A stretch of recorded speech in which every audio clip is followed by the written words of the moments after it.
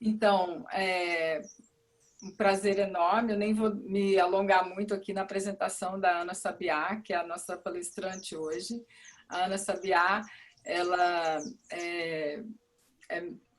tem mestrado pela UFSC e doutorado em artes visuais na linha de processos artísticos aqui pelo PPGAV da UDESC.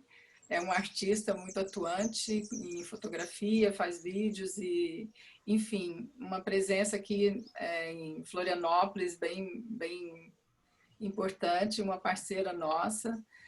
E também a Ana vem construindo uma carreira a nível nacional, ganhando alguns prêmios na área de fotografia. Então, é uma pessoa bem bacana, parceira de muitas jornadas. Então, eu passo a palavra para você, Ana Sabiá. Obrigada. Então, boa tarde, tá? Então, a gente vai começar a aula 2, né? Trazendo uma artista portuguesa, a Paula Rego, que ela ainda não é muito conhecida no Brasil. E acho interessante a gente tratar da obra dela justamente porque ela está situada nessa perspectiva feminista que a gente está abordando nesse curso, né? Então, eu vou iniciar com uma breve biografia dessa artista, a fim de situá-la no campo das artes visuais, né? E essas principais inquietações temáticas que ela vai explorando ao longo da obra. Então, eu apresento cerca de umas 50 imagens que vai trazer esse panorama extenso desde finais dos anos 70 até a atualidade, né? E a coisa interessante é que ela é uma artista viva, então tem muitas referências na internet para a gente acessar, inclusive vídeos dela fazendo depoimentos, e é muito gostoso porque ela é importante destacar 3 elementos que são os fundamentais na estruturação da obra da Paula Rego e que indiscutivelmente vai colocar ela nesse campo de enfrentamentos político feminista, né? Então, o primeiro é a figura feminina, que aqui a gente vai abarcar toda essa possibilidade do que é ser ou tornar-se mulher, né? O segundo ponto são os contos e as fábulas infantis, que a artista vai se aprofundar em novas interpretações, assim, muitas vezes em busca de fazer justiça às injustiçadas. Isso é uma palavra que ela vai tratar em algumas entrevistas, né? E a terceira coisa é a ambiguidade dessas representações, que nada é aquilo que apenas parece ser na superfície do quadro, né? Então, tudo e todas as personagens que ela aborda ali, ela abre frestas para a gente se perder em interpretações variadas. Então, no caso da Paula Rego, assim como outras artistas também presentes nesse contexto de arte e feminismo, como a Frida Kahlo, como a Louise Bourgeois, que também vai ser tratada num outro momento por outra aluna do curso, a arte e a vida é um contínuo, né? Não existe uma separação. Então, de um modo muito generalizado, é muito legítimo então, abordar essa obra da Paula Rego também a partir de conceitos elaborados na psicanálise. Então, conceitos como a identidades, a alteridade, a histeria e a constituição do eu, do sujeito, do indivíduo, a sexualidade feminina, entre outros. Então, podemos passar para o segundo.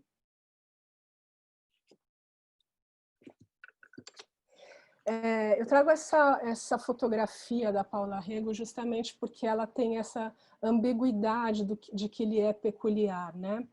É como se ela está ali na frente de uma pintura, uma fotografia em preto e branco, ou seja, só dá para ver essa expressão absolutamente forte dela, né? Olhando para algum lugar que não está ali no espectador e está além. E é como se ela descesse essa escada ou ela estivesse subindo, tanto faz, né? Sendo apoiada, amparada, escoltada por essa outra mulher atrás dela. Então, essa descida, né? Essa descida para o inconsciente que esse simbolismo da escada traz. Então, Quem é essa mulher? Quem que é a Paula Rego? Né? Uma breve biografia é o seguinte, ela é uma mulher portuguesa, né, nascida em 1935, e vem de uma família classe média de tradição católica e nasce num contexto bem no momento da ditadura portuguesa, né, o salazarismo. Então, o próprio pai dela, com quem ela tinha uma relação super interessante, amiga, íntima, né, muito diferente do que ela fala da relação com a mãe, o pai estimula ela, fala, olha, vai embora desse país que não é um país para mulheres e vai estudar o seu caminho, que é a arte, vai para Londres. Então, foi nesse período, nos anos 50, que ela foi estudar arte em Londres, onde ela conhece também depois o que viria a ser o seu marido, que chama Victor Willing, né? Mas ela tem todo esse referencial dos artistas ingleses, os britânicos daquele período, justamente que também vai trazer essa referência para ela, né? Que tem o expressionismo, no caso do Francis Bacon, o Lucian Freud, né? E em 62 ela recebe uma bolsa da Fundação Calouste Gulbenkian, que é em Portugal, né? Ela volta para Portugal e ela vai trabalhar nessa temática dos contos infantis, né? No final dos anos 80, falece o marido. Nesse período todo, entre anos 50 e 80, ela cultivou a família, digamos assim, né? Casou com esse cara que também teve uma outra relação muito controversa, porque já era casado. Ela teve 2 meninas e 1 menino com ele, mas ela sempre se define como a prioridade na autodefinição dela é artista, em primeiro lugar. Segundo, a esposa e amante, e a terceira definição que ela coloca é a maternidade, a mãe.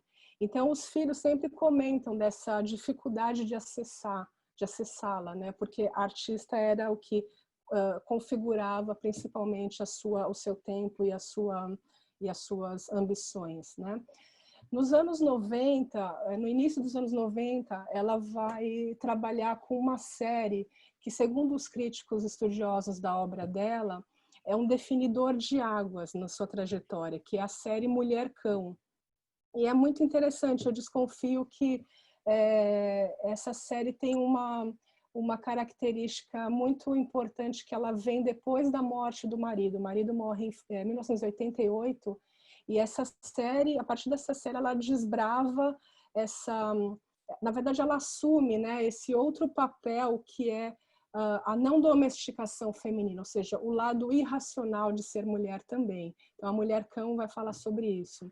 Ela vai fazer também, nesse período, a série sobre o aborto, justamente em referência a seu posicionamento crítico contra a proibição, né, do aborto, quando teve um referendo em 1997.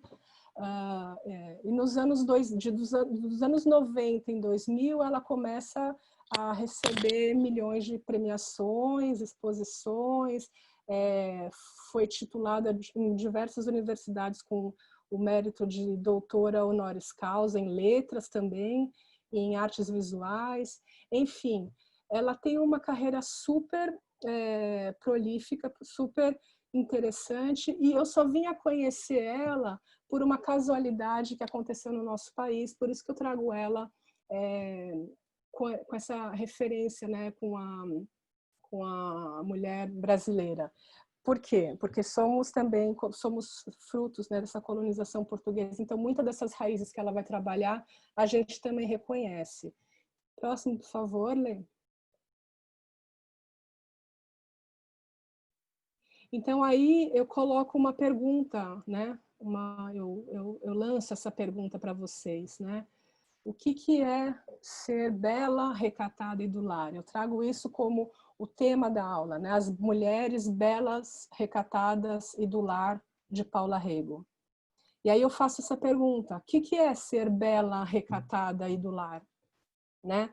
Antes da gente poder responder qualquer coisa, a gente tem que considerar o nosso contexto histórico. Então, a gente está em 2020, né? A gente é herdeira das mulheres que lutaram antes de nós e que nos legaram muitos direitos, né? Então, elas nos legaram os direitos da sabedoria ancestral, da educação formal, das universidades, a ciência, ao voto, ao divórcio, a segurança dos nossos próprios bens, a proteção legal contra a violência doméstica. A Lei de Maria da Penha está aí para falar, né?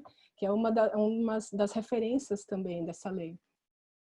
Ao controle da natalidade, aos métodos para o sexo seguro, ao aborto em alguns países que já é permitido, a escolha de ser mãe solo, a saúde do próprio corpo, tanto o corpo físico quanto psíquico, a escolha do próprio prazer e relacionamentos, a agir na vida pública, a presidir nações, a promover mudanças, a participar como agente ativa em todas as esferas da vida, a posicionar-se criticamente contra tudo aquilo que a gente não vai de acordo, tanto dentro quanto fora, né? Tanto dentro do espaço doméstico quanto no espaço público.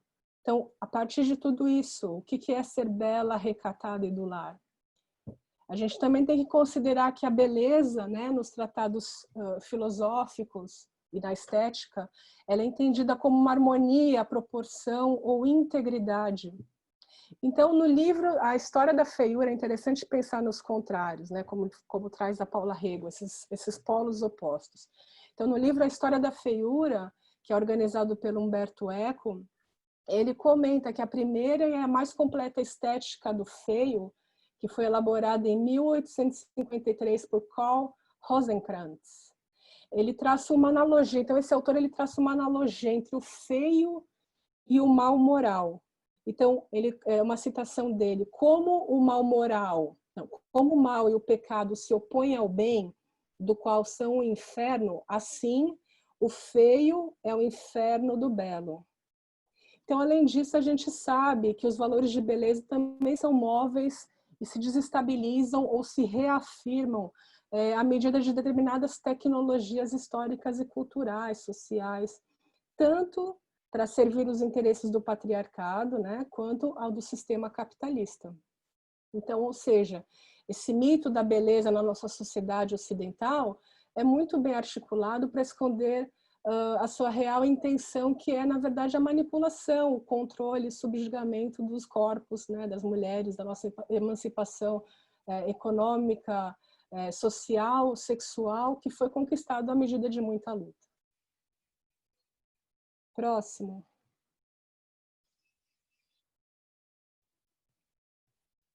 Desculpa, pode voltar, por favor. Voltar mais o anterior, isso. Então, aí eu trago toda essa questão aqui, né, bela. Então, o que é ser bela, recatada e do lar? Né? Esse foi uma seleção de memes que eu coloquei no período, em 2016, né, em abril de 2016, quando foi votado a favor do processo de impeachment da presidente Dilma Rousseff, né? Naquele período, em abril, foi aberto aquele Senado com aquele show de horrores, né? E o que se colocava em 2/3 dos votos, né, a favor do impeachment era justificado pelo sim daquilo lá tudo, que não tinha nada a ver, o sim justificado não tinha a ver com as supostas pedaladas fiscais que teria sido feita pela presidente na época, mas a justificativa era sim, pela família, por Deus, o sim da família, da ditadura, até da ditadura foi colocado um sim como um posicionamento para justificar um impeachment, né? E aí, pouco tempo, né, 1 ou 2 dias depois desse processo horroroso, surgiu em letras garrafais numa revista brasileira de grande circulação nacional a manchete: Marcela Temer, bela, recatada e do lar. A quase primeira-dama, 43 anos, mais jovem que o marido, aparece pouco, gosta de vestido na altura dos joelhos e sonha em ter mais um filho com o vice. Oh, que notícia açucarada! Mas, gente, pensa um pouco. Primeiro, um dia um pouco antes, 2 dias antes, em abril de 2016, é aberto um processo de impeachment contra a presidenta mulher, a primeira presidenta mulher do Brasil. 2 dias depois é lançada essa matéria numa revista de circulação popular, trazendo uma figura que tem um papel de destaque nessa configuração feminina do poder, falando sobre a questão de ser bela, recatada e do lar. E aí para quê? Né? Na internet ninguém perdoou, os movimentos feministas foram logo bombardeando esses memes, né? Bela, recatada e do lar, e trazendo essas referências importantíssimas na emancipação feminina, né? As revolucionárias, artistas, cantoras e etc. Próximo.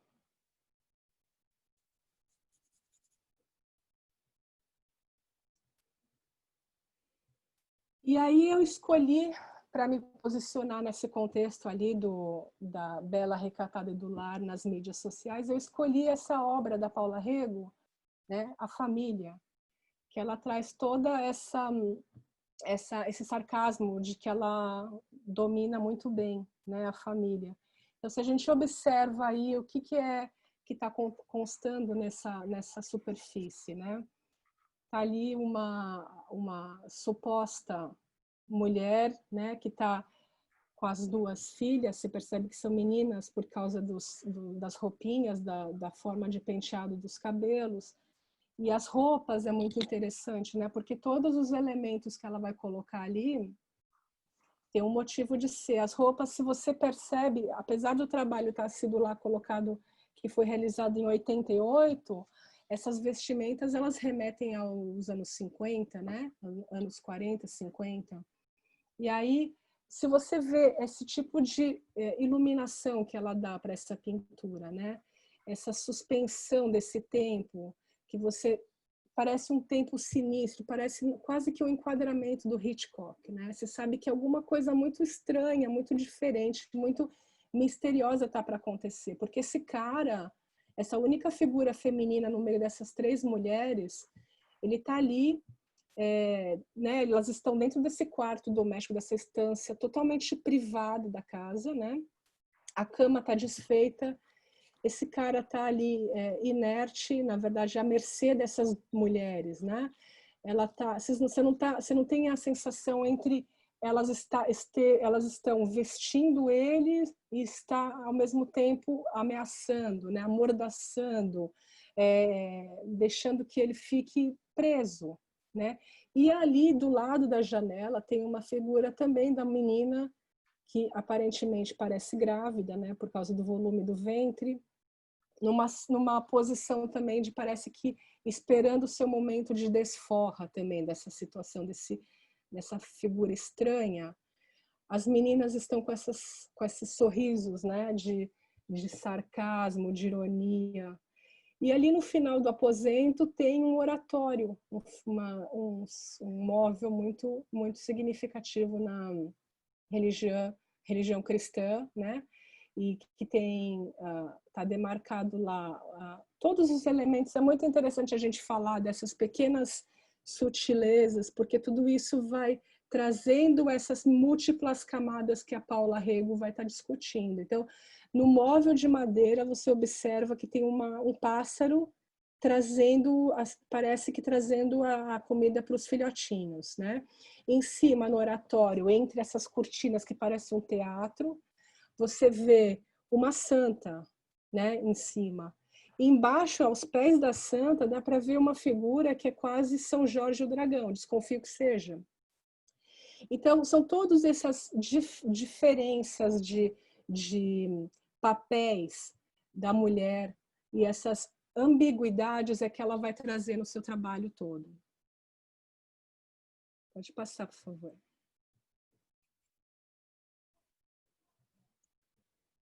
Aí vem a noiva.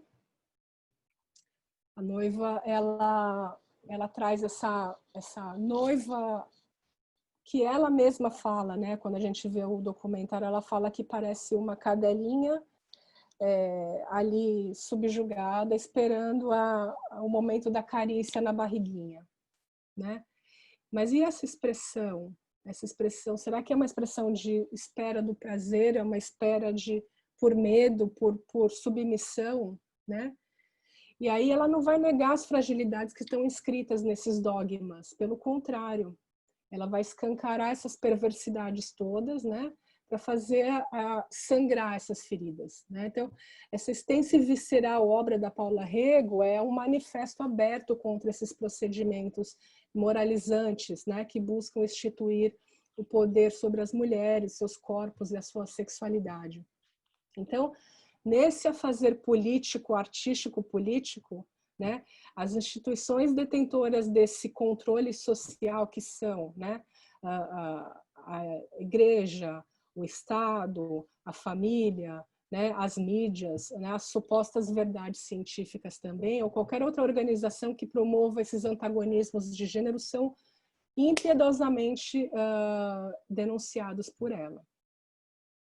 Próximo, por favor.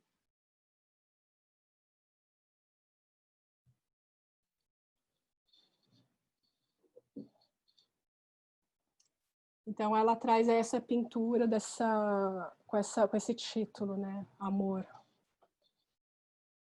Observem os detalhes, sempre detalhes, porque ela fala, né, que até um mínimo dedinho aberto em determinada posição do corpo quer dizer alguma coisa, ela diz, né? Então, amor, né? O amor romântico, né? A forma que a gente entende como amor romântico ocidental, ele há muito tempo ele foi e é debatido pelas perspectivas feministas na filosofia, na sociologia, na psicologia e nas demais ciências humanas. Esse amor é classificado como um amor mito, é um mito do amor romântico, né? Ou seja, ele faz parte de uma articulada construção sociocultural que busca manter essa ideologia hegemônica patriarcal. Então, interessa para essa ideologia hegemônica patriarcal, né, essa ideia romântica burguesa de uma sociedade que é formada apenas de um homem e uma mulher, né, casais adultos, monogâmicos, heterossexuais, regulados, regulamentados e orientados para essa procriação, abençoados pela sociedade, pela igreja e pelo Estado, né? Então, ela vai afirmar esse seu posicionamento crítico e vai fazer justiça com as próprias mãos, né? No caso, com os próprios pincéis, com as próprias cores, né? Com o próprio traçado revolto, com os contrastes explícitos, as cores barulhentas e um cinismo, né? Um cinismo alegórico muito elaborado. Então, aqui tem uma citação de duas autoras de um texto que eu trago como referência, que se chama O Sexual e o Político na obra de Paula Rego, e que essas autoras, a Paula Cristina Figueiredo Cabral e a Sônia Cristina Ildefonso Rodrigues, elas vão colocar. Então, a Paula Rego traduz a seu modo a linguagem socialmente situada, que profere quem pode falar e quem deve ser silenciado, o que pode mostrar e o que deve esconder, do que falar e sobre o que silenciar. Então, ela vai agir nessas nuances do que pode, o que não deve, o que não pode falar, e vai escancarar isso. Como não? Né? A arte é possível fazer essas outras interpretações de uma maneira muito mais, talvez até mais profundas, porque ela acessa outro caminho de interpretação. Então, nesse sentido, torna-se muito coerente estabelecer paralelos, né, entre a obra de Paula Rego e também teorias sobre a problematização dessa sexualidade como formas políticas de controle social subjetivo, que foi muito estudado, foi muito conceituado pelo teórico francês, o Michel Foucault. Né? Então, ele traz, que é um importante filósofo francês crítico da modernidade, ele traz que essas teorias que abordam uma relação entre o poder e o conhecimento e como eles são usados como uma forma de controle social por meio dessas instituições sociais. Então, a igreja, o Estado, a família, o ensino, a educação, etc. Né? Pode passar, por favor. Tudo isso aí a gente fala sobre, tudo que eu falei agora, a gente traz esses slides aí, que também é sobre o amor romântico, né? As promessas quebradas. Observem as figuras, né?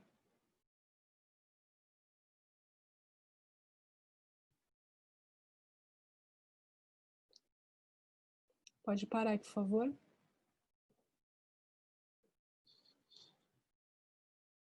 Então, aí trazendo essa perspectiva, né, do poder, das relações de poder como da sexualidade como controle social, né, do que o Foucault vai se debruçar. Então, ele vai falar que são diferentes as formas de objetivação que a gente que nos tornamos sujeitos na nossa sociedade ocidental. Então, a primeira é pela simples constatação de estar vivo, né? A segunda é através dessa investigação que opera pelo saber e fazer. Então, o sujeito que é produtivo, que ele trabalha, produz a economia, produz a riqueza, movimenta o capital. Através das chamadas práticas divisórias. Então, o sujeito ele é cindido, né, no seu interior, no seu indivíduo, né? E ele é classificado, por exemplo, como louco ou são, como doente, sadio. São esses polos, né, que vão classificar ele nessas práticas divisórias. E através da sexualidade.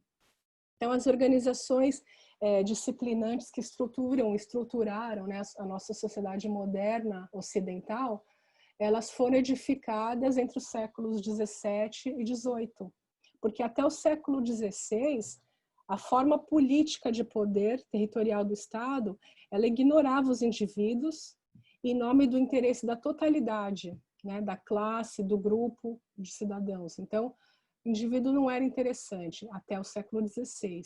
Com a modernidade, existiu a necessidade de controle do indivíduo também.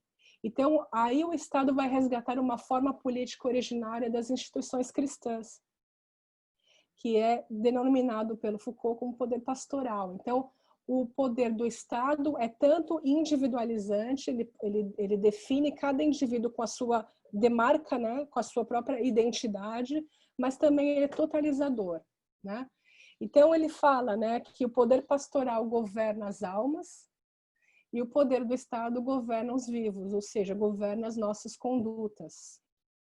A próxima, por favor.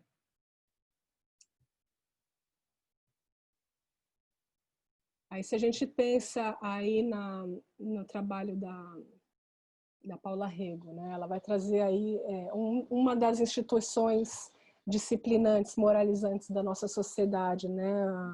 O Estado e o Exército, a força militar, né? Armando Cadete. Olha que interessante essa imagem.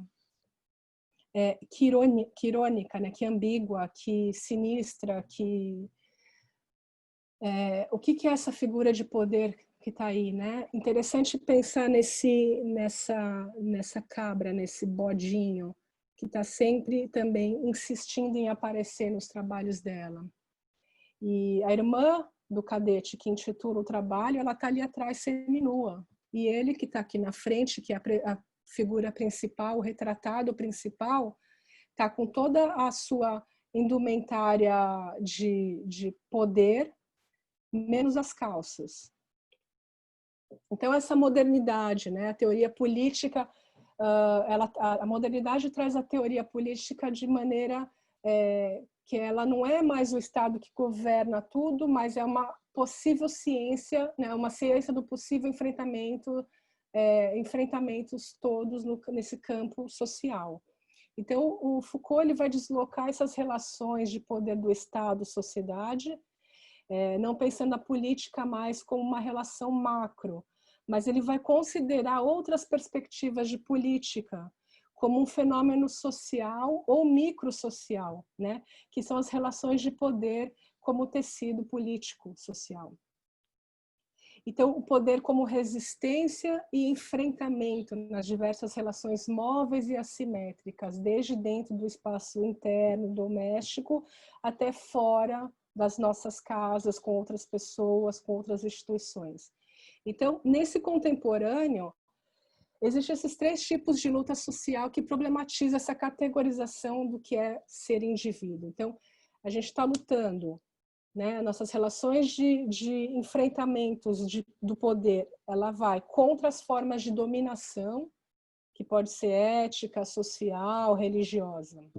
Ela vai contra as formas de exploração, que vai separar os indivíduos daquilo que eles produzem, que tem essa relação entre o trabalho, né?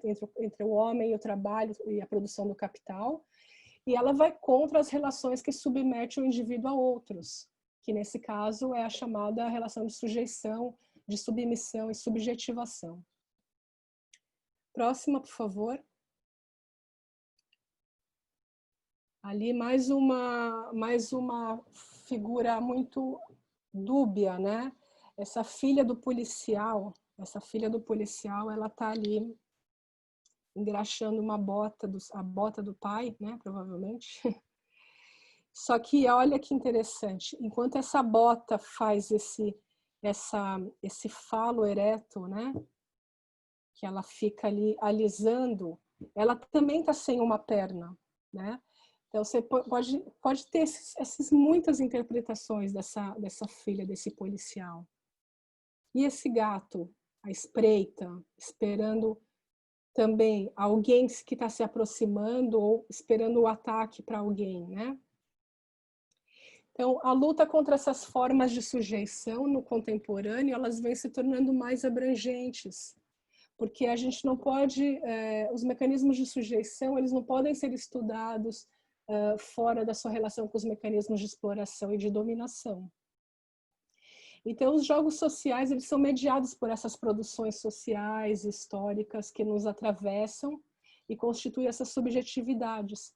E vai construindo, vai engendrando essas relações de assujeitamento ou de resistência, né? Então, a partir da transgressão desses jogos de enunciado, a gente abre possibilidade para os espaços de fuga, de resistência, com essas nossas práticas emancipatórias e criadoras, criativas, que modelam e se remodelam à medida que a gente vai lutando. Então, fazer arte também é tomar partido dessa luta, né? Nesses enfrentamentos, esses campos de enfrentamentos sociais. Aí aqui a Paula Rego tem essa citação que justamente abarca isso que a gente está tratando, nessas relações de poder. Os meus temas favoritos são os jogos provocados pelo poder, o domínio e as hierarquias. Dá-me sempre vontade de pôr tudo de pernas para o ar, desalojar a ordem estabelecida. O próximo, por favor. E aí chegamos à série da Mulher-Cão. Né? Essa série, como foi colocado lá no início, ela foi um divisor de águas. Né? Ela inicia em 1990 e ela é posterior, 2 anos posterior à morte do marido da Paula, com quem ela sempre parece que teve uma relação criativa muito interessante, porque ele também era artista, pintor. Me parece que eles tinham um diálogo muito enriquecedor para ela, né? Então ela vai fazer, a partir de um conto infantil de um escritor português que escreve esse conto e mostra para ela essa elaboração toda dessa mulher, e que ela vai trazer essas múltiplas facetas que estão inscritas no gênero feminino, né? Que estavam nas suas pinturas, e também antes não tinha isso tão abertamente. Aqui ela vai trazer esse lado, assumir também esse lado animal, animal e instintivo do ser mulher, né? Então ela fala desse conto, né? Se vocês buscam lá, vocês vão ver ela contando que tinha essa mulher, que era uma mulher mais velha, que vivia sozinha numa casa também afastada das pessoas, e essa mulher, ela tinha muitos animais domésticos que ela criava e cuidava: o gato, o cão, o coelho, os patos, as galinhas, né? E certo dia de ventania, entra o vento pela chaminé dessa casa, e esse vento, junto com uma voz, a mulher escuta esse vento junto com uma voz infantil que fala assim para ela: come eles, come eles. E aí essa mulher se abaixa, fica de 4 no chão da cozinha, abre bastante essa boca, se transforma quase nessa cadela irracional e simplesmente devora todos os animais, sem muita dificuldade, porque eles mesmos acabam entrando dentro dela. E aí, as próximas pode passar, por favor, Lê?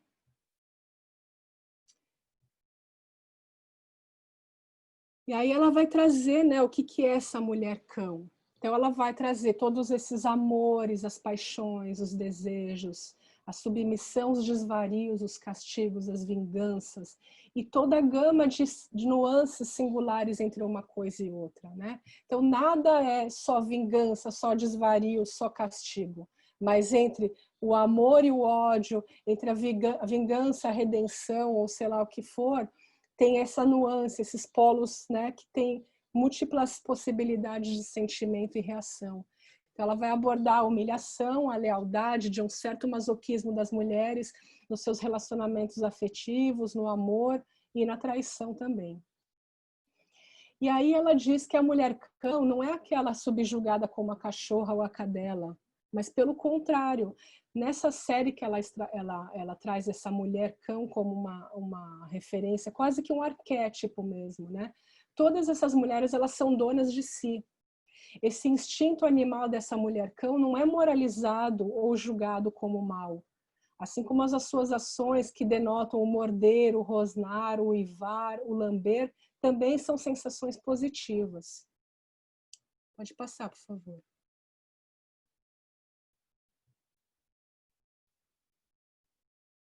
Não, anterior. Isso.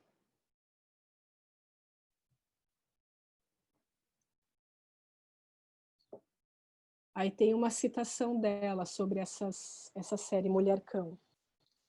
Ser uma mulher cão não tem necessariamente a ver com submissão. Antes, pelo contrário. Nessas imagens, todas as mulheres são mulheres cão. Não, nessas imagens, todas as mulheres não são submissas, mas elas são poderosas. Ser bestial é bom, é físico. Comer, rosnar, todas as atividades que têm a ver com sensações são positivas. Figurar uma mulher cão é extremamente credível.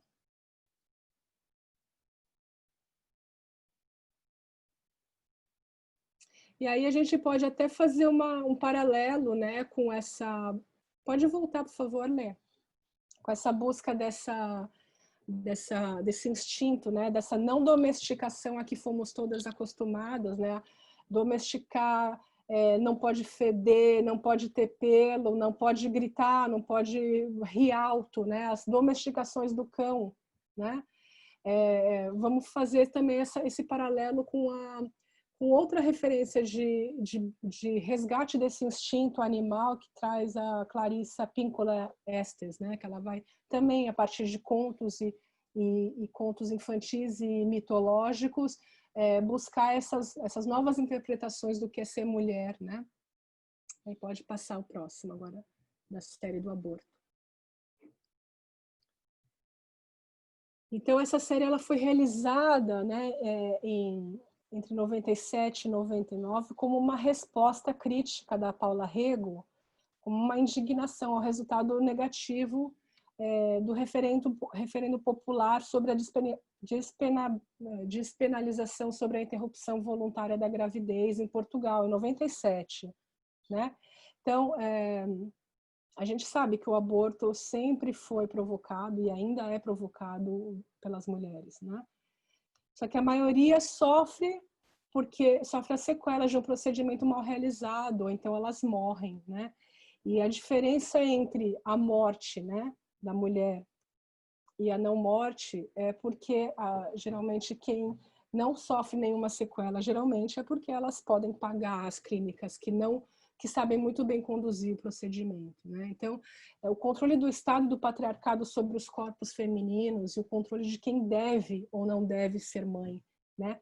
Qual que é essa maternidade publicizada como a ideal e qual é aquela que é escondida, né? Haja vista o nosso último escândalo, a questão da menina de 10 anos, né? Que sofreu durante tantos anos a violência de um familiar, e aí a gente sabe muito bem o que aconteceu, sabe? Ela teve os direitos negados na sua infância, na sua integridade, e o outro, o agressor, o criminoso, ninguém fala, né? Então, que tipo de maternidade é essa? Para quem que ela é interessante, né? Esse trabalho da Paula é muito impactante, porque ela vai trazer justamente essa questão que o aborto é também uma forma de resistência a esse total controle. Não é porque a maternidade também ela foi pesquisada e foi trazida como um mito, né? O mito da maternidade. Pode passar, por favor.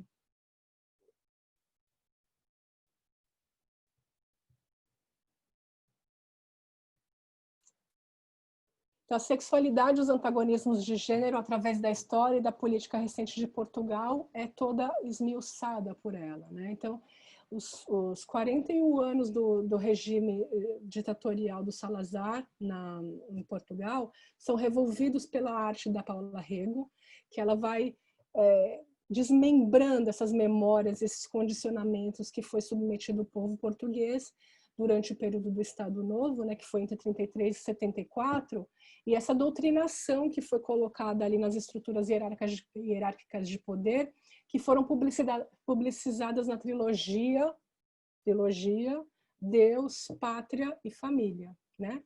Deus, Pátria e Família, bela, recatada e do lar, é a mesma coisa, né? Como a estabilidade social e da ordem. Então, o Estado Novo foi um regime autoritário, conservador, nacionalista, corporativista, de inspiração fascista, parcialmente católica e tradicionalista, de matriz antiliberal, antiparlamentarista, anticomunista e colonialista, que vigorou em Portugal sob a Segunda República. O regime criou a sua própria estrutura de Estado e um aparelho repressivo, característico dos chamados estados policiais, apoiando-se na censura, na propaganda, nas organizações paramilitares, que era a Legião Portuguesa, nas organizações juvenis, a Mocidade Portuguesa, no culto do líder, Salazar, e na Igreja Católica. Então, qualquer semelhança não é mera coincidência. Pode passar, por favor.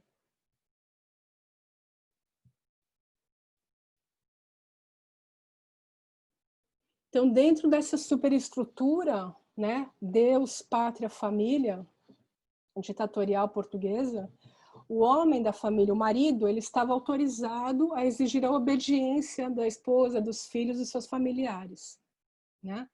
Então, ali como referência de mulher vem a Virgem Maria, que era esse modelo, né, perfeito da maternidade virgem, né, pura e fora dos pecados, né? E ela seria, então, esse modelo para as mulheres se espelharem.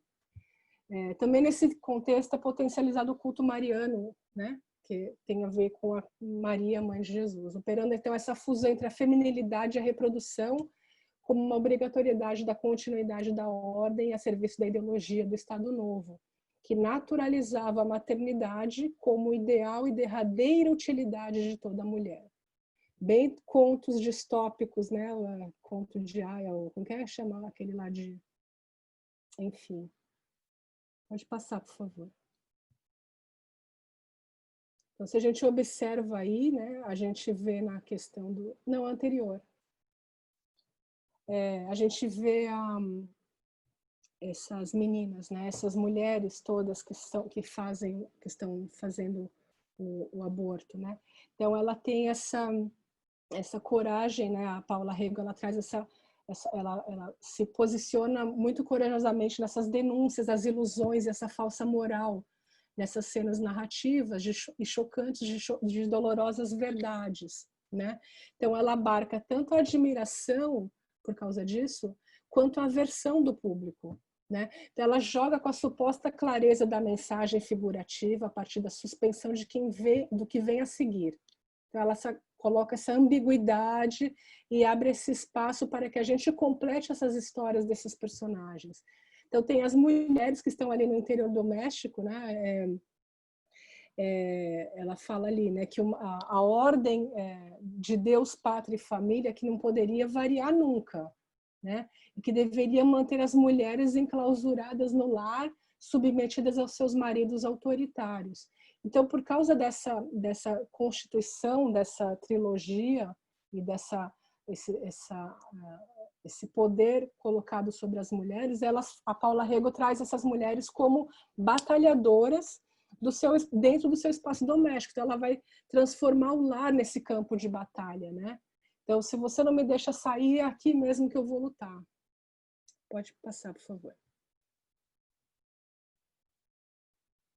Aí ela vem trazer os contos infantis. Observando também que os contos infantis tem toda essa ambiguidade, né? Da Branca de Neve. Ela traz a Branca de Neve ali super musculosa, né? Ela vai anterior, por favor. Ela fala que as duas ali elas se odeiam, elas não se olham nos olhos, né? Elas sentem uma aversão profunda uma pela outra. Olha o nojo que a madrasta pega, né, na roupa íntima da Cinderela, da Branca de Neve, e a Branca de Neve que quase não quer nem tocar. Mas é interessante pensar nesse corpo da Branca de Neve, né, que é um corpo também andrógeno, né, um corpo musculoso, o rosto é andrógeno também. Então é uma lutadora, né? Não tem nada de suposta fragilidade como apresentado para a gente nos contos de fada. Pode passar.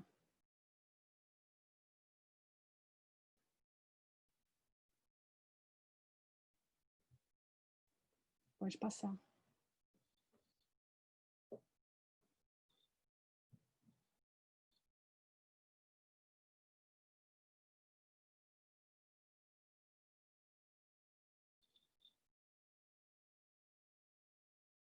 A sereiazinha.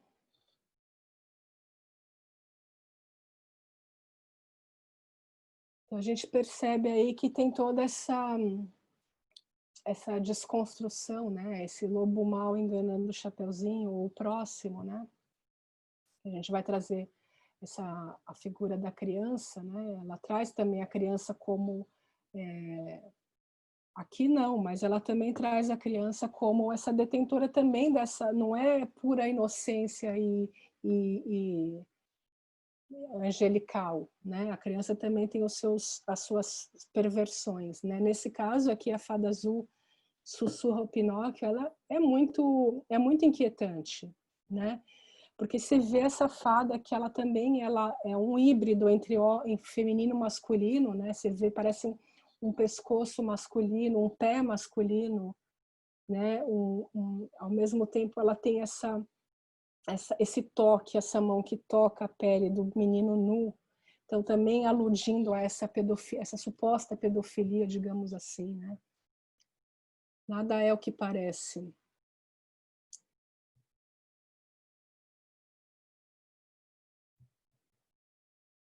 Pode passar.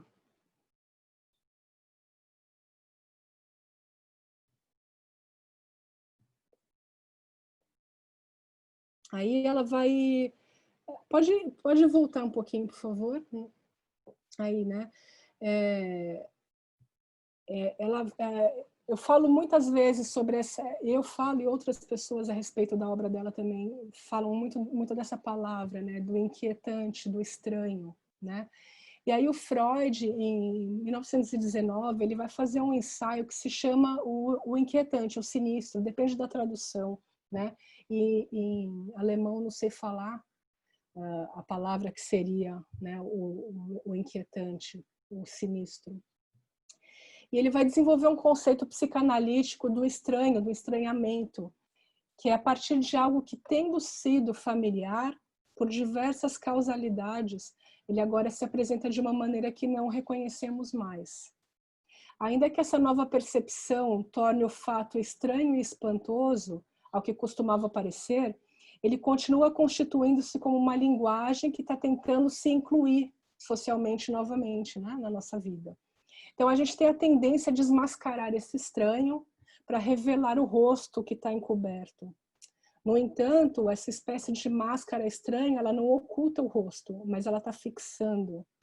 Então, nesse sentido, é contrário ao ideal kantiano transcendental, né, que fala ali, que busca desvendar o que existe, uma verdade que existe encoberta na aparência e no engano da humanidade, né? Fala que não existe nenhuma essência, e sim cruamente apenas o fato, a epiderme, a superfície da máscara-rosto e sua imemorial hipocrisia. Pode passar. Aí ela vai trazer, aí a referência também, a anterior era do Shakespeare, né? Ela vai brincar muito também com a literatura mundial. Aí ela vai falar, aí ela vai trazer a sua interpretação do Crime do Padre Amaro, né? Do escritor português Eça de Queiroz, que foi feito em 1875 e que escandalizou a Igreja, né? Ele é um romance do realismo literário português, e provocou muita polêmica para trazer, justamente trazendo esse romance, né? Esse romance proibido entre o padre e a menina, né? Um padre de uma cidadezinha e uma menina que se apaixonam, se envolvem e fazem todas o seu relacionamento às escondidas até que ela é engravida e ele propõe o aborto, e nesse procedimento mal resolvido, mal realizado, ela morre. E ele fica livre, desimpedido, vai embora da cidade, mas continua assumindo, sendo seu papel de padre, coisa que é a hipocrisia mesmo da igreja, né? Pode passar. Ali eu falei de máscara, né? Eu trago só uma referência da Claude Cahun, que é uma fotógrafa, uma artista, escritora também francesa. Ela tem a referência do surrealismo, e ela fala uma frase que ficou muito conhecida, que ela diz assim: sob essa máscara, outra máscara. Eu nunca vou me cansar de removê-las todas.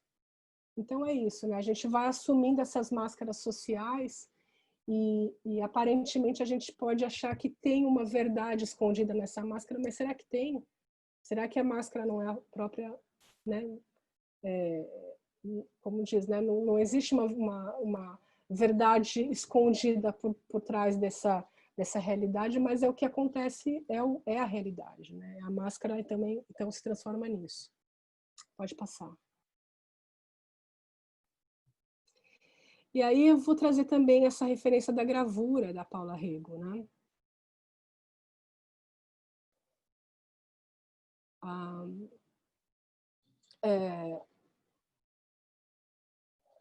Ela vai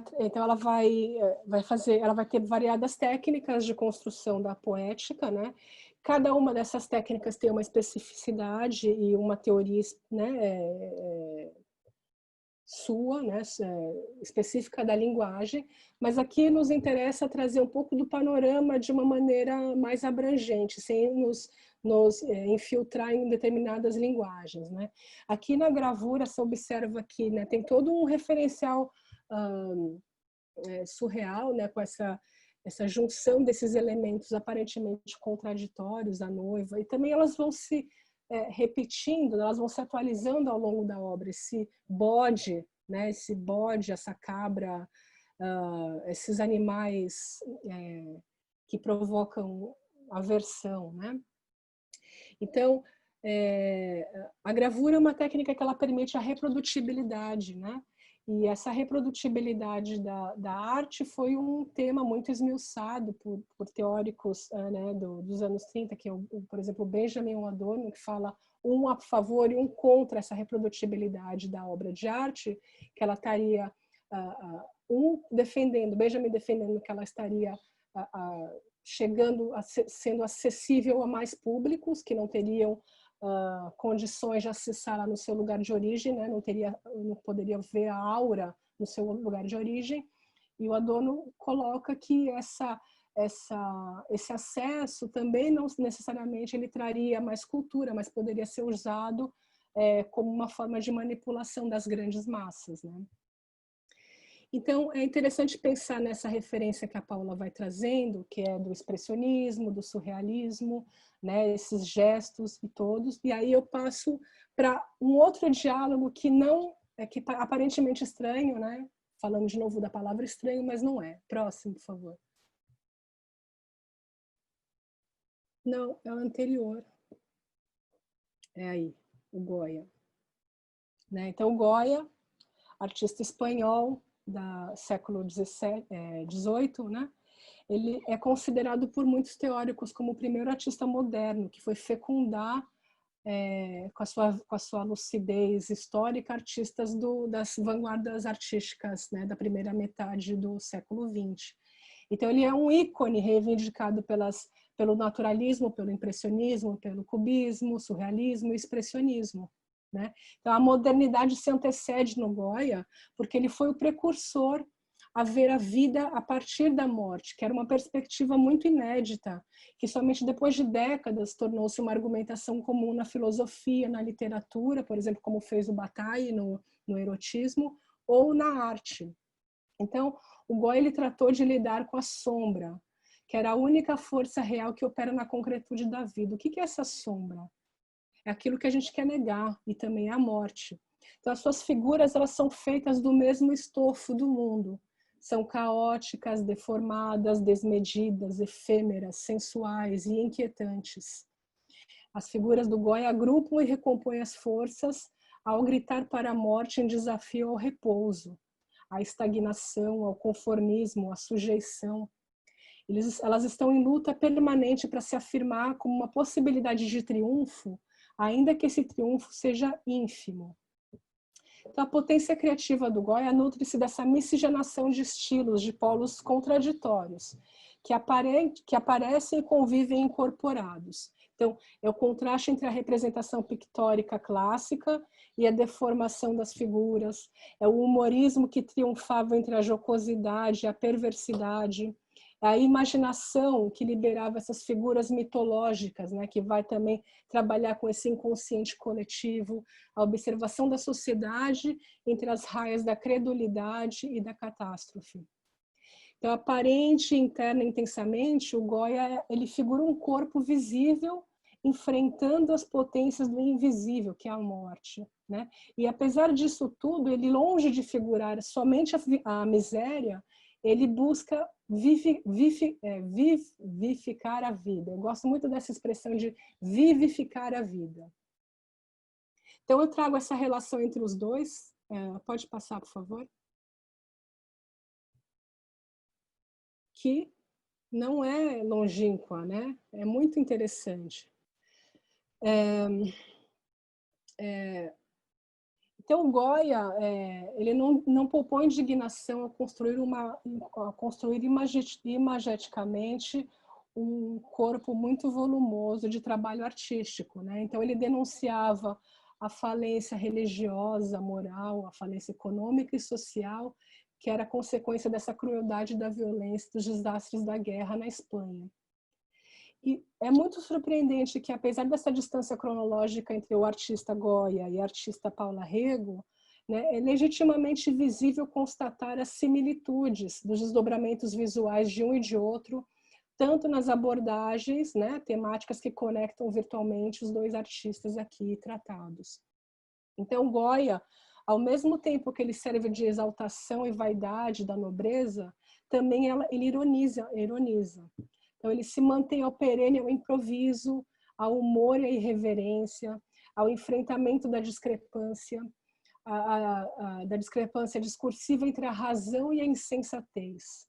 Ele expurga com cores e traços a violência, a guerra e a decadência que erigem a moral e os bons costumes da civilização ocidental, assim como faz Paula Rego, né? Pode passar, por favor. Isso. Então, ali tem eu estou trazendo todos os trabalhos de gravuras da série dos Caprichos, do Goya, que é uma série de 80 gravuras produzidas por ele no final do século XVIII. onde ele criticava e ironizava a sociedade espanhola do seu tempo, né? Então, todas as classes foram representadas ali, a nobreza, o clero, os padres e os freis, a prostituição, os casais desiguais, as mulheres e as bruxas, a educação das crianças, as profissões intelectuais, os camponeses, os duendes. Então, por todo esse manancial, essa crítica e essa ironia, ele correu o risco de ser julgado pela Inquisição. E é interessante pensar que Recapriccio, né, esse trabalho dele se chama Os Caprichos. Né? Recapriccio, segundo Eugênio Dors, é uma palavra que etimologicamente conecta, né, liga espanto e cabra. Então, ele trata-se de Recapriccio, Os Caprichos, ele trata-se de um conceito ambivalente que relaciona o inquietante ao cômico, né, e vice-versa. Então, nesse sentido, os caprichos do Goya e a sua verve irônica evidenciam o que está escondido por trás do aparentemente cômico, que é nada mais, nada menos que o horror. Então, o artista, à medida que ele avançava no seu trabalho, ele era afetado pelos acontecimentos da vida em torno. Então, os modos que os desenhos começavam, né, muito próximos, miméticos com a realidade, vão, à medida desse passar do tempo, dessas afetações sociais, vão se deformando, vão abandonando essa formalidade para apresentar outras visões, as suas visões, na verdade, do delírio, do fantástico e do absurdo, com essas figuras com fisionomias e corpos estranhos e monstruosos. Pode passar. Eu trago só um diálogo entre essas figuras e a Grete Stern, né, que é uma artista alemã. Ela trabalha com fotomontagem, ela foi muito importante, uma figura bem central para pensar a imagem fotográfica nos anos 30, e depois ela se muda para a Argentina, né, nos anos 40. E ela, nos anos 40, na Argentina, ela vai trabalhar numa revista chamada Idílio, numa coluna que ela ilustrava com a fotomontagem, uma coluna da revista que se chamava A Psicanálise Vai Te Ajudar, que era uma revista destinada para um público feminino, aquele público dos anos 40, né, pensando nas estruturas de então das mulheres, que o destino era casar e ter filhos e ficar dentro de casa. Então, elas mandavam para essa revista os seus sonhos, né, escrito por cartas, e aí tinha os editores que se autodenominavam como freudianos, interpretavam esses sonhos. Mas era uma interpretação muito, digamos assim, alegórica, no sentido que ele não tinha nada de interpretação psicanalítica com base em Freud, mas é mais puxado para o Jung. E a Grete Stern, ela faz essa ilustração dos sonhos a partir das fotografias, né? Então, tem esse assombro, né, que a gente encontra aí, o estranho novamente, o sinistro dessas mulheres donas de casa. Pode passar, por favor?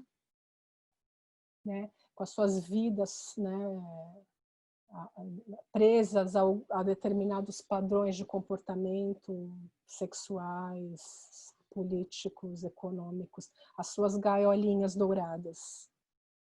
Né? Pode passar.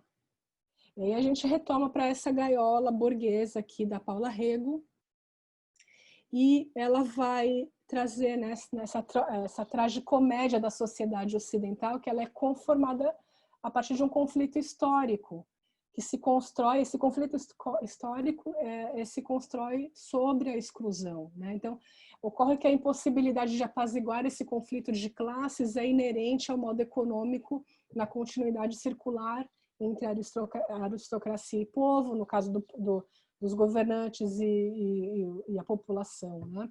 Então, antagonicamente, o poder estabelecido é anárquico por definição, isso que é interessante. Então, o poder estabelecido é anárquico por definição, na medida que, apesar do estabelecimento das regras desse poder estabelecido, as regras não necessariamente são seguidas e frequentemente são burladas. Então, aí que a Paula Rego se encontra, ela burla essas normativas, né? Então, essas empregadas aí nessa pintura, ela conta que elas estão ali para ir à forra, né? Elas cansaram dessa submissão, dessa exploração, dessa relação de exploração. E ela está ali, aparentemente, fazendo um carinho ali na patroa. Ela fala que até os móveis da casa têm saias. Olha que interessante. E elas estão ali justamente para fazer o seu derradeiro ato, que é acabar com elas. Pode passar. Outro trabalho ali, que ela vai ter essa referência da história da arte, né? No caso do pintor Velázquez, ela traz o casamento infeliz, né? Se você passa próximo, por favor. Né? A referência vem desse trabalho, um dos mais, né, comentados, famosos, refeitos, reeleitos, relidos, teorizados, né, da história da arte, né? O Velázquez. E aí, volta, por favor. E aí ela vai trazer essa interpretação, né? Fazendo como ela sempre fala, fazendo justiças injustiçadas. Então, a história se repete, mesmo sem que tenhamos um conhecimento consciente do fato, né? Filosoficamente, existe uma estética e uma poética da repetição. Então, o arcaico ininterruptamente se nos impõe. A história é eternamente repetida, a criação do humano não cessa de se formar, e diante disso, a ideia eurocêntrica de humanismo também sempre cai por terra. Então, nesse sentido, a ruína, tanto física quanto moral, né, pelas análises de pensadores que formaram as epistemologias ocidentais, né, modernas ocidentais, Marx, Freud, Nietzsche, Benjamin, Deleuze, as ruínas é considerada como um princípio da reconstrução constitutiva em todos os aspectos da vida, na medida em que é revirando os escombros que podemos reconfigurar aquilo que foi, sob novas formações, de modo que o retorno, a ressonância, as narrativas em ecos e as ações de fantasmas também se atualizam a partir do novo contexto. Pode passar.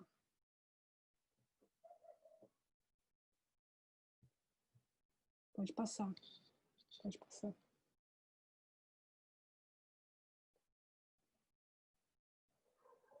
Pode passar.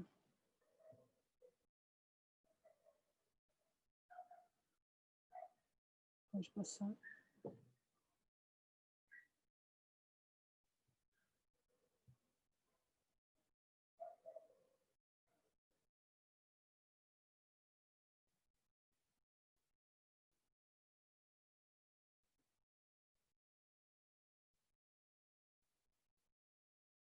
É muito interessante a dualidade, né? Essa Olga, para mim, é quase que eu poderia colocar, né, na minha visão, colocaria o sobrenome Bates, Olga Bates, né, do Norman Bates, né, do Psicose.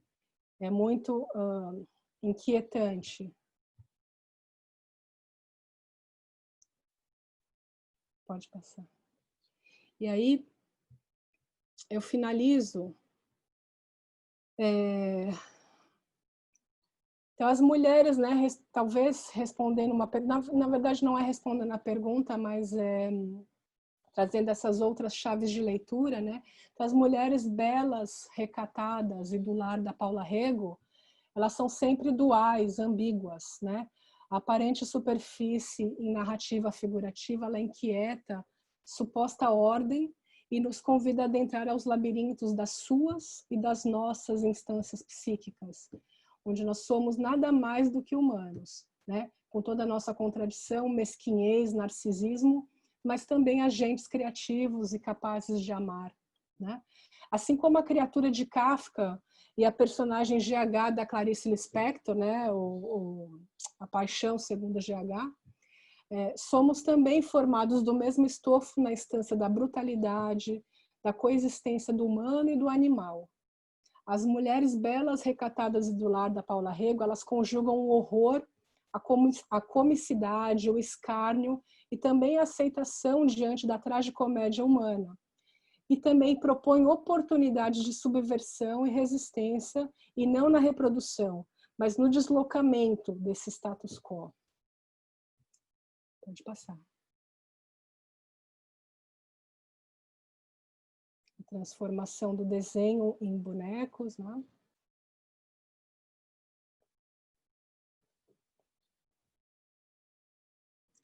E aqui é um pouco da artista no seu trabalho, no seu ateliê, onde ela vai fazer a referência, né? Ela vai trazer esses contos para a tela, depois ela vai, da sua interpretação, ela vai fazer bonecos, e depois esses bonecos voltam novamente figurando com a modelo e com outras interpretações.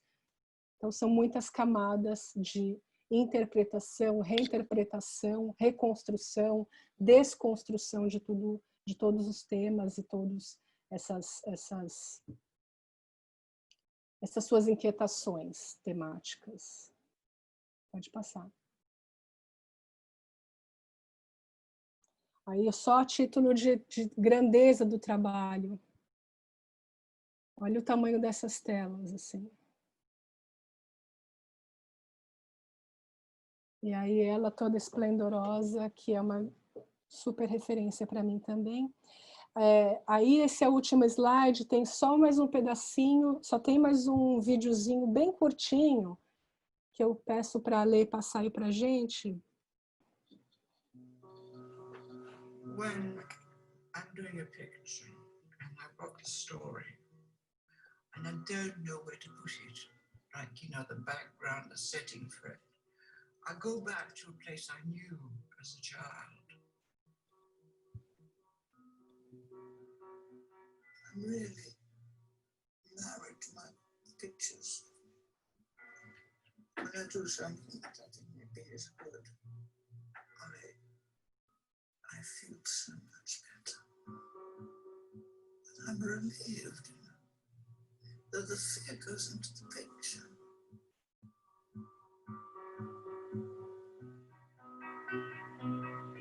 If your work, if there's somebody that actually understands your work really well, then that person will understand you really well. Everything's erotic because work itself is erotic. Doing work, that is to say drawing, is an erotic activity, actually.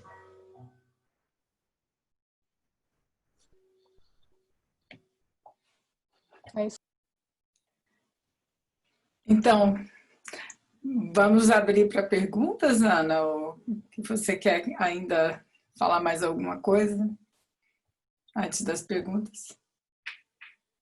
Eu quero falar, mas eu quero falar depois das perguntas.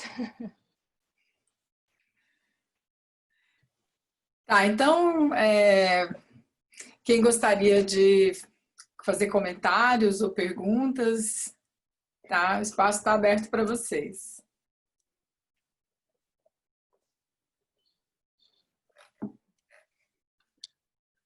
Posso falar, então? Posso começar a abrir?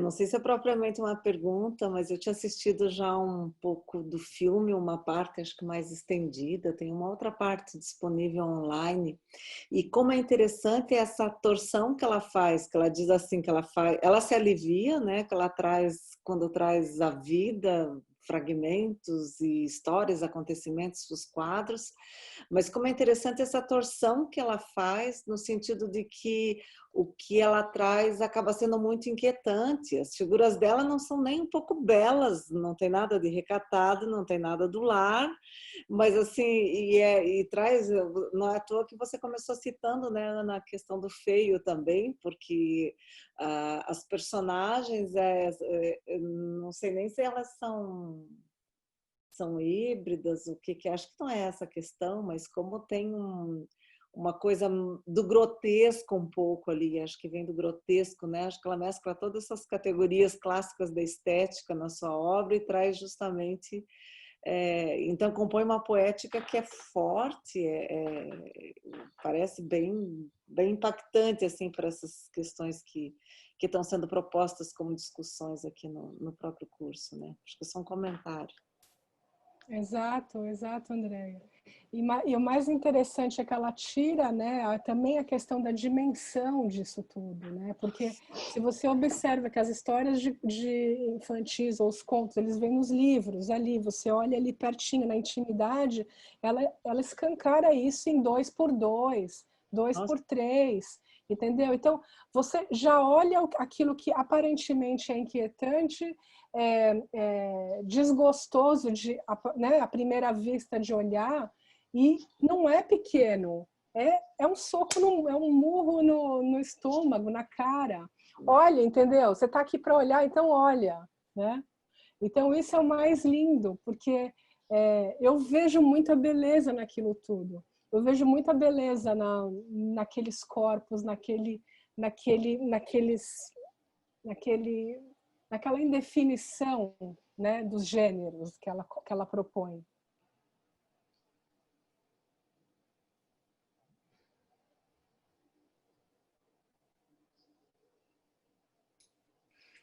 E mais perguntas? Acho que tem pessoas usando o chat aqui, mas se quiser já tomar a palavra, pode já.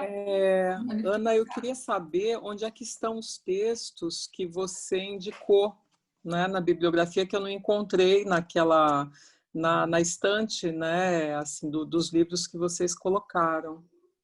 Ah, não estão, estão no Moodle. Foram 2 textos, eu posso colocar aqui agora. Tá. Tá? Mas se tem no Moodle, eu consigo. Mas tá assim, eu cliquei em cima, não abriram. É isso que eu achei estranho. Eu coloquei link, são 2 textos, tá? É meu próprio texto, e o outro é o texto que eu até citei durante a minha fala, que é de 2 autoras portuguesas. O título do artigo é O Sexual e o Político na Obra de Paula Rego. Certo, tá ótimo. Tá? Tá bom. Oi, Olá. Ana. A Marta vai falar. Isso.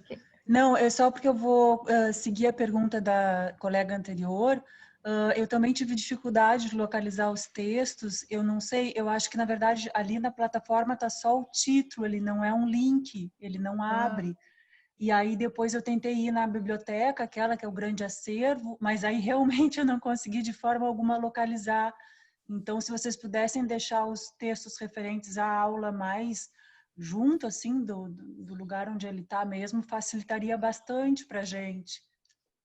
Tá bom, a gente vai... A gente está organizando. Tá bem, muito obrigada, tá? É só porque o curso está ótimo, a gente fica querendo ler e aí fica muito... Sim. A lista lá completa é muito extensa, né? E ali não tá linkzinho, tá só o título. Obrigada. Sim, tá a certo. gente está tentando organizar para colocar no nosso site, que aí fica disponível para todo mundo e por mais tempo, né? Quando a gente tiver tudo organizadinho, a gente avisa todo mundo. Mas se vocês tiverem alguma pedido assim, mais específico de algum texto, podem escrever para a gente, que a gente tenta mandar mais rápido também. Seriam esses, Lorena, que a Ana indicou para a aula de hoje. São 2 textos. Obrigada. Isso.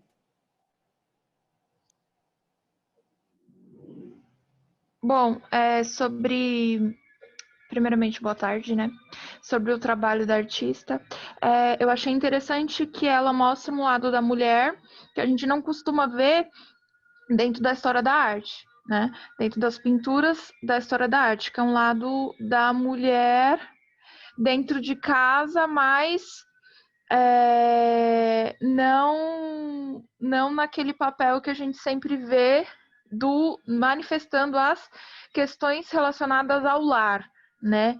Os sentimentos relacionados à mulher submissa, o corpo da mulher sempre aquela coisa estereotipada. Então, eu achei isso bem interessante no trabalho dela.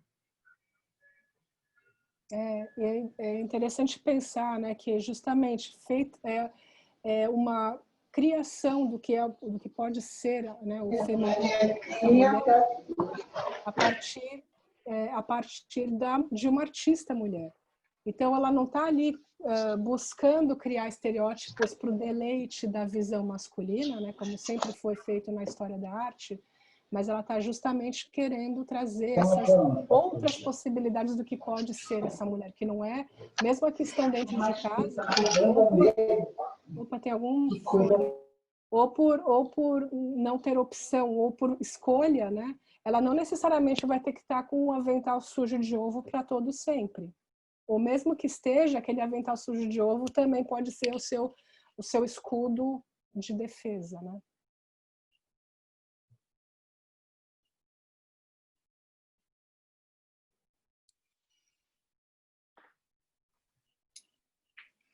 Mais algum comentário, gente? Eu vou fazer só uma pergunta para a artista Ana Sabiá. Assim, você tem um trabalho belíssimo, né, com fotografia, tua tese maravilhosa com fotografia, tua dissertação. Só fiquei curiosa por que você trouxe uma artista da pintura e não artistas da fotografia. Fiquei curiosa por isso. Na verdade, a minha linguagem atual, né, atual, eu digo já de alguns anos, é a fotografia, mas eu venho da pintura. Eu venho da pintura. Foi a minha primeira paixão, assim, ela configurou toda a minha forma de pensar. Tanto que hoje, por exemplo, quando eu vou fazer uma fotografia, eu faço o esboço da fotografia antes de trazer ela para formalização concreta, né? Então, tem essa questão que é inerente a mim. Então, a pintura... Eu não pinto, mas eu amo. Eu talvez não pinte mais por causa da falta de um espaço físico, né? Eu parei esse processo da pintura no momento em que o meu filho nasceu, porque eu usava o quarto que agora é destinado a ele para meu estúdio. Era um quarto estúdio, um quarto, né, para ver TV, mas também para pintar. Também gosto de pintar em telas grandes, então eu esticava as telas, deixava as tintas espalhadas, e depois que ele nasceu não tinha tempo, e depois que ele cresceu eu também ficava com aquela história, né? Eu vou estar trabalhando, de repente ele vai lá e vai fazer a sua intervenção, que eu de repente não vou querer que ele participe dessa intervenção, né? Mas é interessante pensar que, por exemplo, no caso da Paula Rego, essa vivência da maternidade parece que foi muito sofrida para os filhos, né? Como ele coloca ali, se vocês buscam. Ele fez esse filme em homenagem, uma forma de homenagear e de sei lá, de perpetuar, né, a mãe ainda em vida, né? Mas ele fala que ele teve muitos problemas com essa relação entre mãe e filho, porque ele não podia entrar no ateliê. E ela estava praticamente o tempo todo no ateliê. Então, eles teriam que... As crianças deixavam os papeizinhos para falar com os pais, né, que os dois eram artistas, embaixo da porta do ateliê, porque ela não respondia. E ela fala, né, ele fala assim, ela era... A primeira assunção da vida dela é o trabalho. Ela é artista. Segunda coisa foi a relação com meu pai. E a terceira coisa era a nossa relação de mãe e filho, entendeu? Então, tem uma coisa meio que eu fico na dúvida se esse filme é interessante, porque também tem esse aspecto muito íntimo, né, do filho que faz o filme da mãe.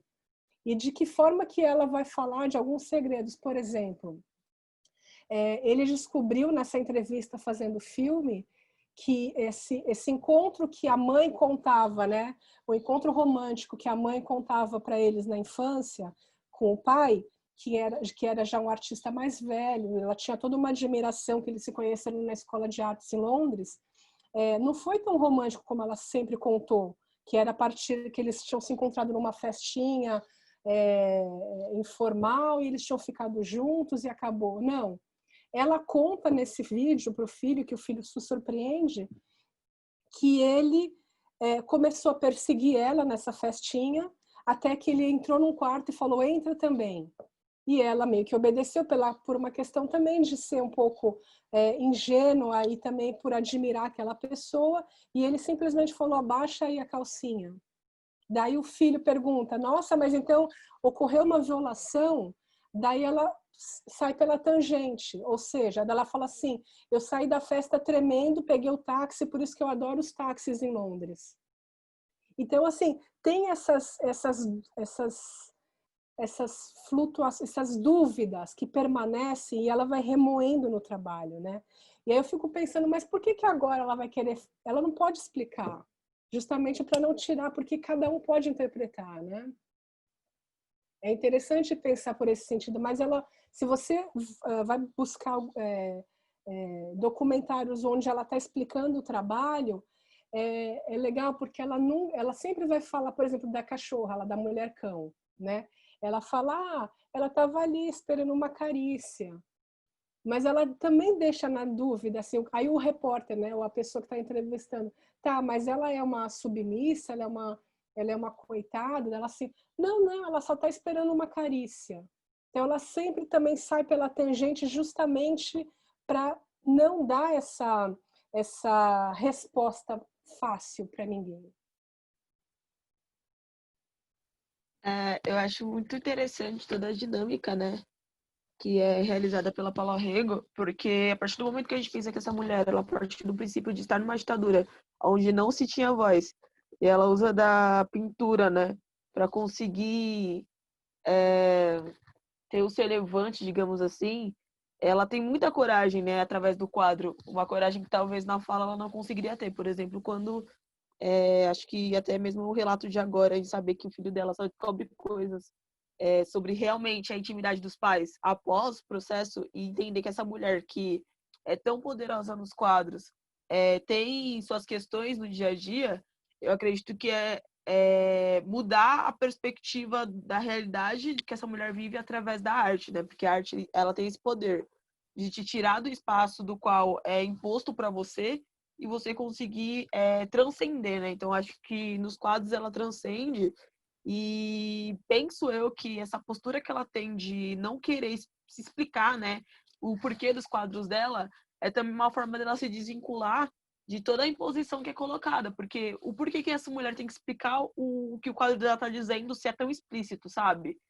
Você ainda tem dúvidas da minha realidade? Eu acho que, basicamente, essa provocação que ela deixa. E eu acho necessária, porque a partir do momento que a gente não precisa se explicar, a gente está se desvencilhando do que é imposto também, né? O nosso silêncio fala muito sobre nós. E no caso dela, o silêncio dela transforma muitos quadros, né? E é possível ver isso num pequeno relato, né? E talvez não é nem um silêncio, né? Ela está gritando, só que ela está gritando por uma outra via, né? E é interessante pensar que ela é uma contadora de histórias, ela se assume como uma contadora de histórias, né? Então, ela também, em 2009, foi inaugurado em Cascais, Portugal, a Casa das Histórias Paula Rego, que é um museu destinado a abrigar e fomentar todo o trabalho dela, né, dessa trajetória, promover cursos e etc.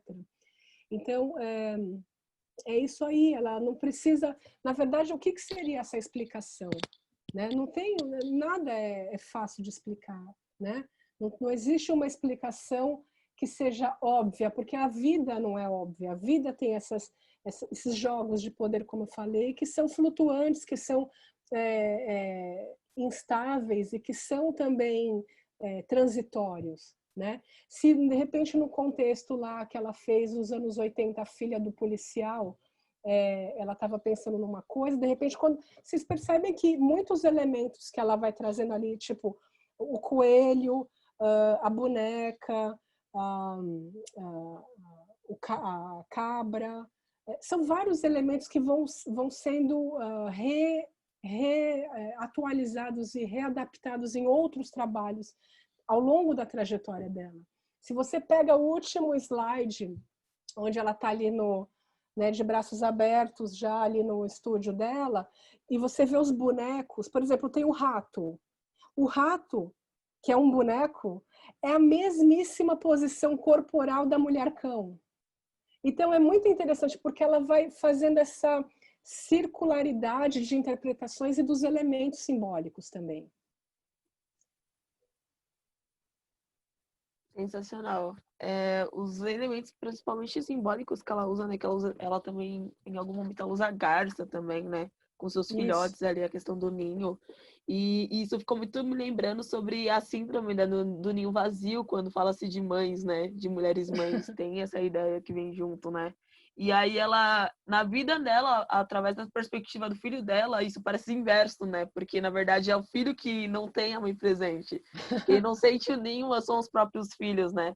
E aí ela colocar esses elementos que, ao mesmo tempo, são tão férteis e maternos, né? Numa realidade animalesca, digamos assim, ela também entende, talvez, que por algum momento, para quem está externo a ela, né, não sente essa presença dela, mas ali no quadro era presente, de alguma certa forma. Então, assim, a todo momento essa mulher está se comunicando, né, gritando, como você muito bem diz, só que não verbalmente. E aí, por exemplo, eu não sei dizer se são respingos que ficam, traumas, enfim, por diante, mas ela foge totalmente da lógica que é imposta a ela, tanto no período dela, né? E tanto do que se espera de uma mulher, digamos assim, né? Tipo, as pessoas esperam algo de uma mulher e ela não dá essa entrega que tanto esperam dela. E choca, né? É vibrante isso. É um choque de prestem atenção, eu tô só expondo o que tá acontecendo a todo instante, mas ninguém tá falando, sabe? Então, acho isso bem interessante. Exato.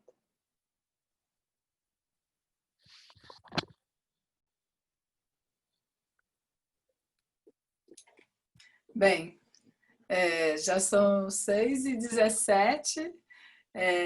Se vocês quiserem aproveitar mais, talvez desse para fazer mais algum comentário, alguma pergunta.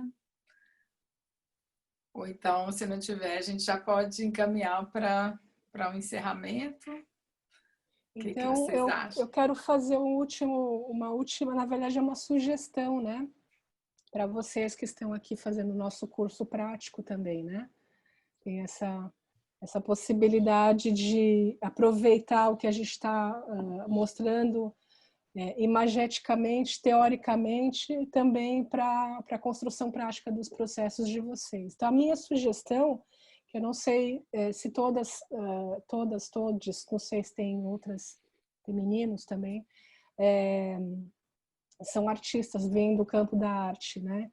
Então, para quem não vem do campo da arte, e que isso é bastante recorrente na arte, é a gente trabalhar a partir de temas, né? Como eu mostrei da Paula Rego, né? Então, ela pega uma temática e vai desdobrando ao longo de uma série, né? Ela vai pegando uma temática e vai olhando por diversos pontos esse mesmo tema. Então, a minha sugestão para vocês, quem não é da arte, porque quem é da arte talvez já saiba, é escolher um determinado tema que esteja inquietando vocês nesse momento e trabalhar esse mesmo tema, desdobrando em diversos pontos de vista, em diversas, né, formas de abordagem, para essas diferentes propostas que a gente está passando. Então, a primeira proposta foi a proposta do vídeo, né? A segunda proposta, que é a minha, você vai escolher um conto infantil que você gostava, ou que te assombrava na tua infância, né? E vai pegar esse conto e vai transformar, vai dar uma nova roupagem, uma nova interpretação a partir de quem você é hoje. Então, de que maneira que essa proposta do conto infantil que eu estou trazendo vai se ligar com o que você fez no vídeo? Então, a sugestão é essa. Pensa em série, ou seja, um tema que você vai escolhendo abordar por muitos caminhos ou muitas linguagens, mas é a partir de uma série. Eu acho que isso vai te trazendo mais segurança para falar do tema, vai te trazendo mais amplitude para falar do tema, para abordar, para pesquisar. Então, é uma sugestão.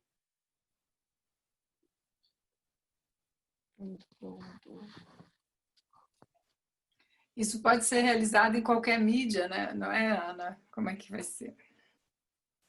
Acredito que sim, né? Acredito que qualquer mídia.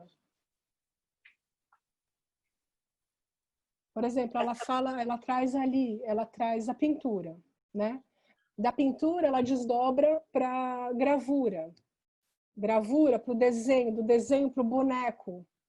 O boneco, novamente, volta para a tela, né? Então, de que forma que essas linguagens que são diversas e diferentes, elas se ligam num tema? Então, pode ser uma série fotográfica, pode ser uma série de desenhos, colagens.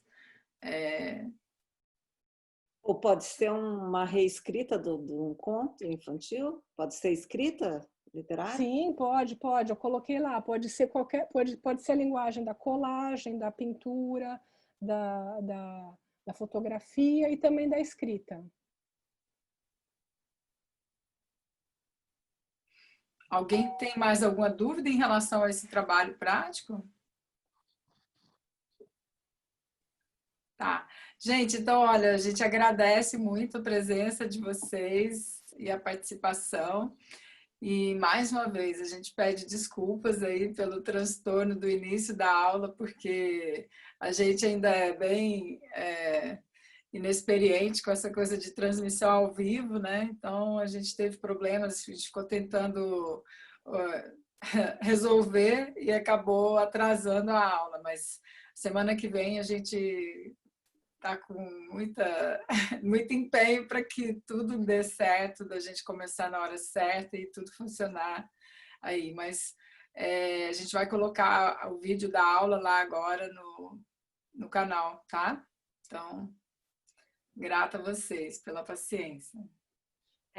Eu queria só comentar também que quem está assistindo pelo YouTube, está assistindo não, né? Mas vai assistir em breve pelo YouTube, que se inscreveu, a gente vai garantir a presença de todo mundo, porque a gente não conseguiu fazer a lista de presença.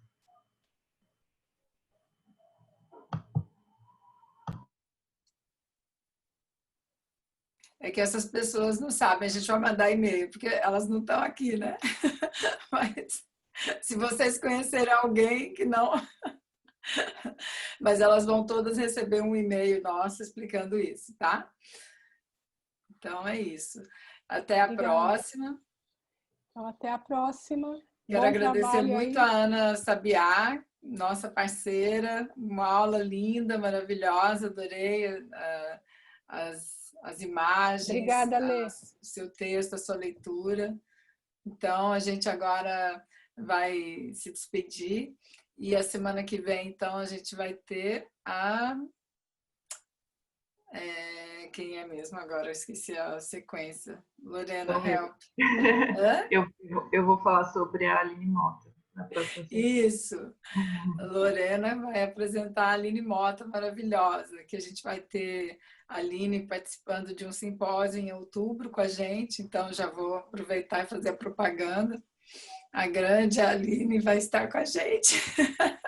Então já é uma boa oportunidade de já conhecer o trabalho dela para que na sequência, em outubro, quando a gente encontrá-la, a gente já vai estar mais preparado para ter uma boa conversa e umas boas perguntas para ela, né? Então, grata a todas, especialmente quem trabalhou nos bastidores hoje, incansavelmente. Verdade. Letícia, Bruna, Lorena, Gabriel, uma galera aí invisível, mas que estava trabalhando para dar tudo certo. Invisível durante a aula, né? Desculpa, gente, pela pausa que teve, mas travou minha internet, meu computador, não conseguia sair. Eu estava achando que estava passando o vídeo, não estava. Tudo bem, faz parte, faz parte. Enfim, deu certo. Então tá. Vocês querem abrir a câmera para a gente fazer a fotinha do dia? Todo mundo olhar para tirar um retratinho? Gostoso isso. Então vamos lá, todo mundo preparada? Cadê a Lu? Lorena. Então, todo mundo olha aí para a câmera, para todo mundo ficar bonita. Belas, recatadas e do lar. A partir da perspectiva da Paula Rego, hein, gente? Belas, revolucionárias e do mundo. Então tá, 1, 2 e já!